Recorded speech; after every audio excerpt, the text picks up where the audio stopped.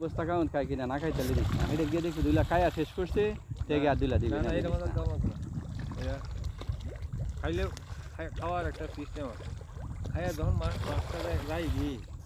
আর এই খাদ্যটা বাঁচে তখন বুঝবি এরা আর খায় না এক পিসে তখন আর দেওয়ার প্রয়োজন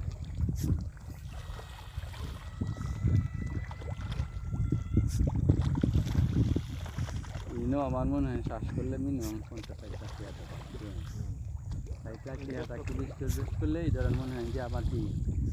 এটারে তুলিয়া নেওয়ার মতন আরেকজন কি করা লাগবো লোক